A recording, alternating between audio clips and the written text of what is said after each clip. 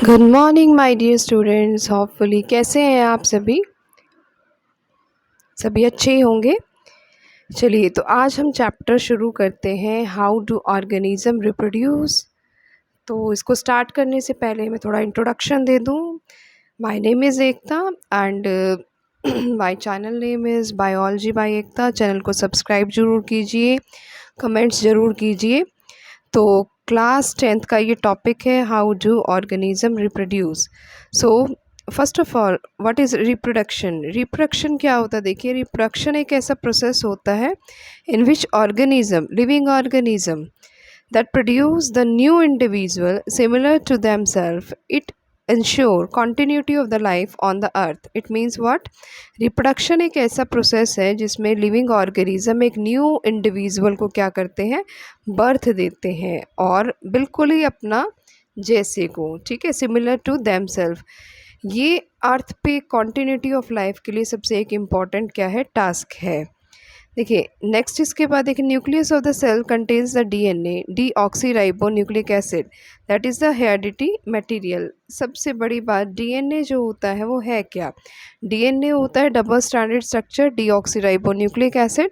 9th class में आप पढ़ चुके हैं कि क्रोमोसोम्स होते हैं ह्यूमन बींग्स में भी, सभी ऑर्गेनिजम्स में। 23 pairs of the chromosomes are present in the human beings.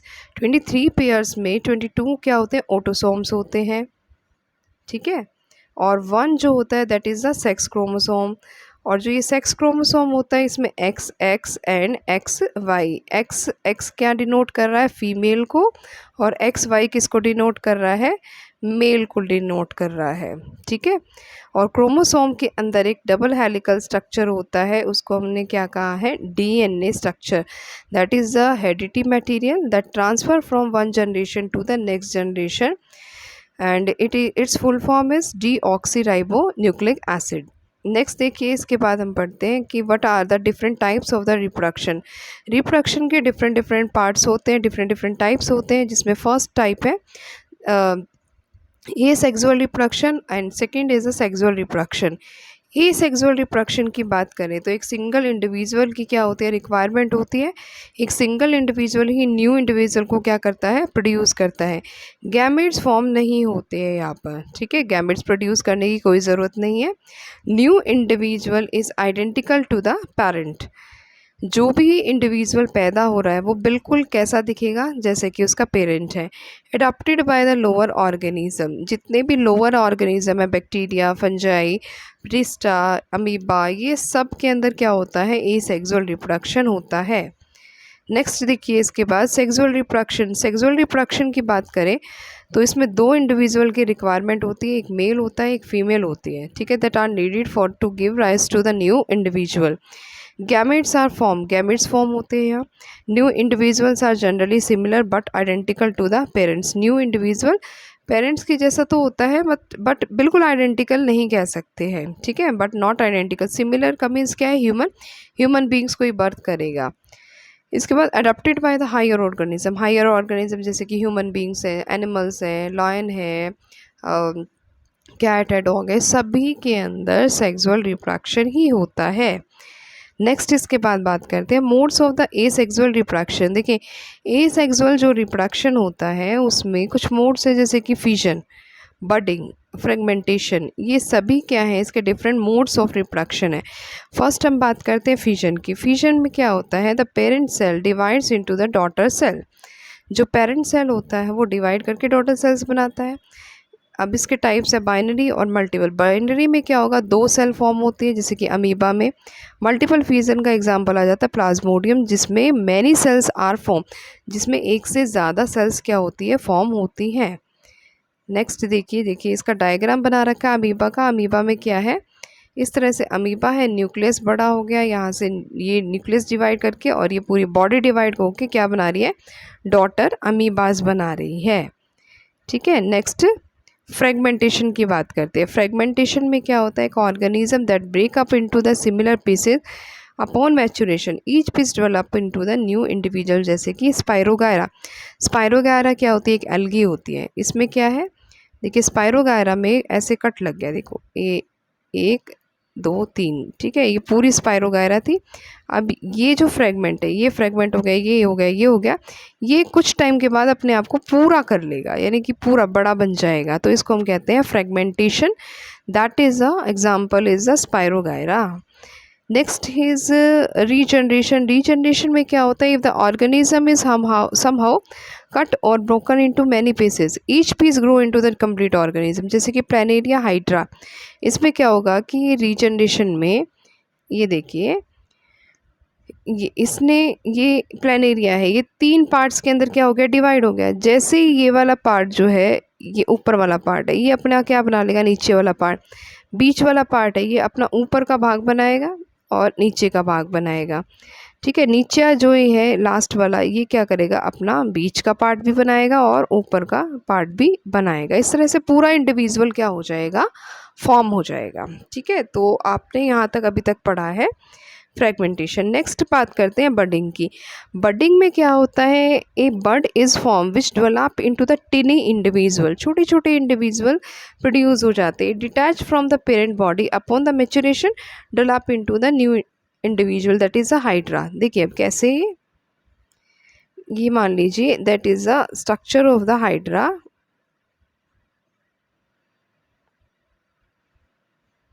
ठीक है, दैट इज अ हाइड्रा। यहाँ पर एक बड फॉर्म हो जाती है इस तरह से। अब ये जो बड है ये ग्रो करेगी, ये देखिए जैसे इस तरह से ये न्यू इंडिविजुअल इस पे फॉर्म हो गया, ये ऐसे, ठीक है। जैसे ही ये मैच्योर हो जाएगा, ये इससे क्या हो जाएगा, ब्रेकआउट हो जाएगा और न्यू इंडिविजुअल फॉर्म करेगा। तो इसको हमने क्या कहा है, that is a bud formation, budding, यानी a bud is form that develop into the tiny individual and it detach from the parent body upon maturation develop into the new individual. Next देखिए vegetative propagation की बात करते हैं। ये तो अभी तक बात हो रही थी एसेक्सुअल रिप्रोडक्शन में एनिमल्स की, बट इसमें हम बात करेंगे वेजिटेटिव प्रोपगेशन में। In many plants new plant develop from the vegetative part such as, जैसे कि इन द रूट्स। रूट्स में क्या होगा, एग्जाम्पल जैसे कि डहलिया है, स्वीट पोटैटो है, रूट क्या कोई भी पार्ट लेके इसको प्रॉपरली क्या कर सकते हैं, ग्रो कर सकते हैं। यानी इसमें कोई भी रिप्रोडक्टिव पार्ट की ज़रूरत नहीं है, चाहे रूट हो, स्टेम हो, लीफ हो। स्टेम में जैसे कि पोटैटो और जिंजर में होता है, लीफ में ब्रायोफाइलम के अंदर जो है ये प्रोड्यूस होता है। तो इस तरह का वेजिटेटिव प्रोपगेशन, ये सारे क्या है इसके एग्जाम्पल्स हैं। आर्टिफिशियल अगर मेथड्स की बात करें तो ग्राफ्टिंग जैसे कि मैंगो, कटिंग जैसे कि रोज़, लेयरिंग जैसे कि jasmine, these are the examples of the artificial methods of reproduction, ठीक है।